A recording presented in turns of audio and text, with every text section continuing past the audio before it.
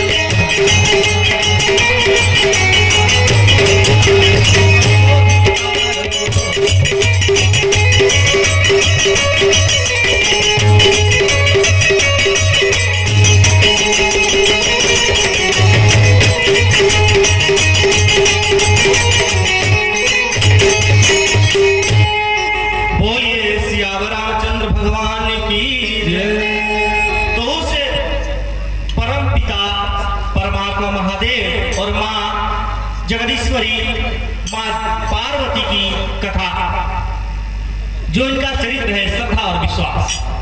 लेकिन उनके पहले भी एक चरित्र आता है माँ सती का, पार्वती के पहले जन्म का। एक बार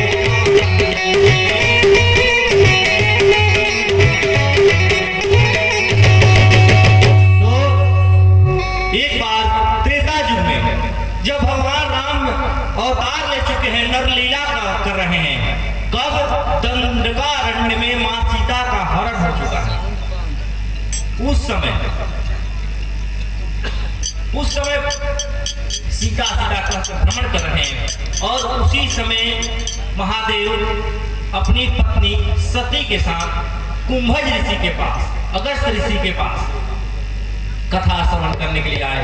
एक बार त्रेताजु माही शंभु गए कुंभज ऋषि पाही, कथा श्रवण करने के लिए, क्योंकि कथा के आदि वक्ता वास्तव में तो महादेव ही है। महादेव से कागभुचुंडी, फिर कागभुचुंडी से जागबली, भारद्वाज, बहुत सारे, मतलब कहने का अर्थ है कि आदि वक्ता शंकर है, लेकिन कथा के सबसे रसिक भी शंकर है। कथा कहने से अधिक सुनने में मजा आता है। हम लोग भी अपने गांव में कथा कराते रहते हैं, वक्ताओं को बुलाकर, क्योंकि सुनने में मजा आता है। कथा का तीन ही उद्देश्य है, एक तो कथा को बैठाकर बुलाकर किसी को सुनाइए, या खुद कहते सुनिए, या तो बैठकर मतलब वार्तालाप कीजिए संवाद रूप में। तो कथा सुनने गए क्योंकि रसिक है। वैष्णवा नाम यथा शंभु, सारे वैष्णवों में शंकर श्रेष्ठ है। शंकर भगवान के समान संसार में कोई वैष्णव नहीं है, और राम भगवान के समान दूसरा कोई शय नहीं है। राम जी हमेशा शंकर को भजते हैं, ओम नमः शिवाय। जब धनुष तोड़ा ना राम जी पिनाक को, शंकर के धनुष को, तो उस समय कहा ओम त्र्यंबकम यजामहे सुगंधिं पुष्टिवर्धनम् उर्वारुकमिव बन्धनान् मृत्योर्मुक्षीयमामृता। ओम त्र्यंबकम तिस्रः अम्बा यस्य, नाम है कौन? शंकर इसी मंत्र को भजते हैं क्योंकि तीन अम्बाओं के जो पुत्र हैं राम, तिस्रः अम्बा यस्य त्र्यंबकः, और राम इसी मंत्र को भजते हैं तीन जिसका नेत्र है, त्रिनेत्र यस्य त्र्यंबकः। तो एक ही मंत्र के अलग अलग अर्थ लगाते हैं। रामेश्वर कहा गया है, रामेश्वर जब बनना बांध समुद्र में, तो शंकर भगवान ने कहा कि राम ईश्वर यस्य, राम जिसके ईश्वर है उसका अर्थ है रामेश्वर। और राम जी कहते हैं राम यस्य ईश्वर, राम के जो ईश्वर है शंकर। तो कहने का अर्थ है कि राम से बड़ा कोई शय नहीं और शंकर से बड़ा कोई वैष्णव नहीं। तो राम कथा श्रवण करने के लिए कुंभज ऋषि के पास गए और जा करके वहां पर कथा श्रवण करने के लिए बैठे। तो संग चली जग जननी भवानी, कथा के लिए जा रही है मां सती। तो गोस्वामी जी ने लिखा कि संग में जा रहे कौन? जग जननी। कथा श्रवण के लिए जो जाते हैं ना, वह एक भक्त होते हैं, तो उनको माता के स्वरूप में जग जननी के रूप में लिखा गोस्वामी जी ने। और पूजे ऋषि अखिलेश्वर जानी, संग चली जग जननी भवानी, पूजे ऋषि अखिलेश्वर जानी। और वक्ता उठ करके श्रोता के पैर छू लिए शंकर भगवान को, क्योंकि यह अखिलेश्वर है, संसार के माता पिता है। जगतः पितरौ वंदे पार्वती परमेश्वरौ, संसार के माता पिता है। इस आधार पर आदि वक्ता भी है कथा के, क्योंकि महादेव से दो गंगा निकली है धरती पर। हमें महादेव से दो गंगा प्रदान की गई, एक जटा से निकली है, एक जटा से निकली गंगा जो दरस परस मज्जन रूपाना हरई पाप कहती है पुराण, जिसके दर्शन से, स्पर्श से, डुबकी लगाने से और पान करने से पाप का हरण होता है। ऐसी गंगा को प्रदान किया महादेव ने। और दूसरी गंगा जिसको जीवन में उतारने से, कान से श्रवण करने पर, राम कथा, भागवत कथा, सब भागवत कथा के भी आदि वक्ता शंकर ही है। तो कहने का अर्थ है कि एक जीभ से गाया, जिसको हम लोग कान से श्रवण करते हैं, तो एक जिह्वा शंकरी गंगा कहलाई, एक जिह्वा शंकरी गंगा कहलाई जो राम कथा है, और एक जटा शंकरी कहाई जो भागीरथी गंगा है। एक तन को धोती है, एक मन को। एक कथा है, और एक कथा कब मिलेगा? सत्संग में। अरे राम तुझसे मिलने का सत्संग ही बहाना,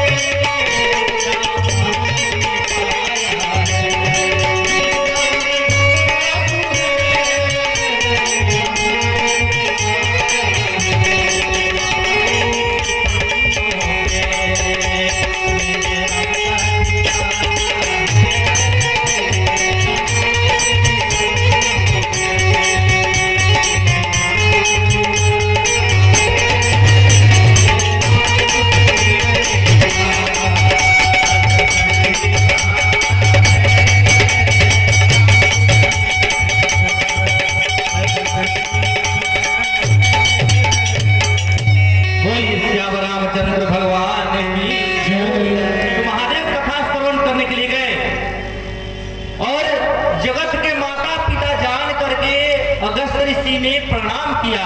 यहीं से शंका शुरू हुआ मां सती का। कथा में गई, कथा में बैठी, लेकिन कथा उनमें नहीं बैठ पाया।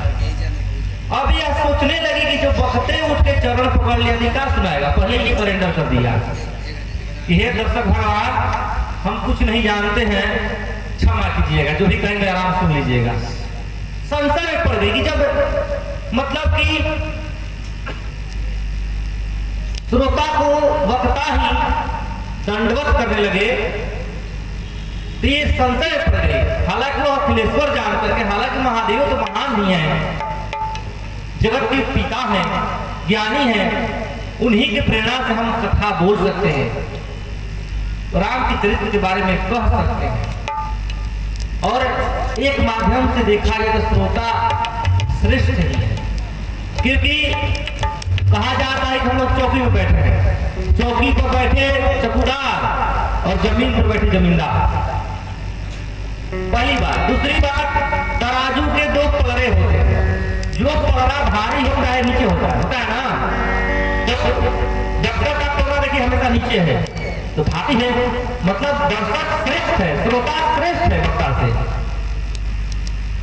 लेकिन कहने का अर्थ है मां सती के मन में शंका उत्पन्न हो गया और कुछ दिन वहां रहे शंकर भगवान और कथा को सुने, लेकिन मां सती नहीं सुन पाई और फिर मनी से विदा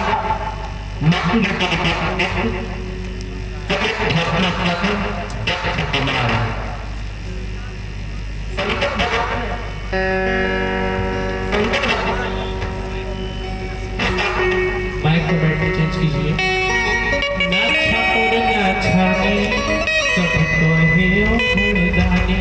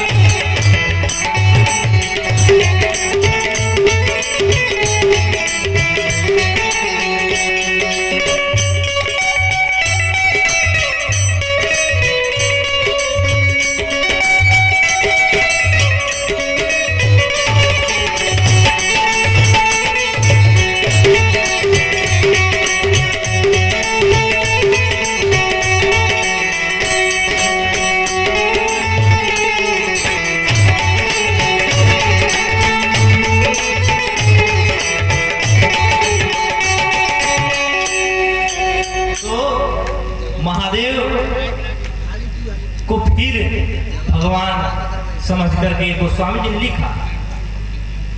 लेकिन मां सती को जो जगत जननी लिखे थे वो नहीं लिखा, क्योंकि कथा श्रवण नहीं की। ये कथा में शंका इनके मन में आ गया, अभी संशय लेकर जा रही है। तो मुनीसा नबीदा मांगी त्रिपुरारी, अचले भवन संग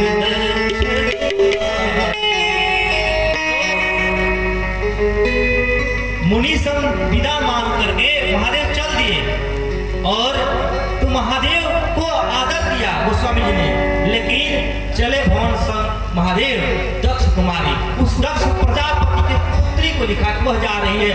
दक्ष एक अहंकार का मूर्ति है, दक्ष अहंकारी, उसी की पुत्री जा रही है। संशय पड़ करके अज्ञानता में पड़ गई है।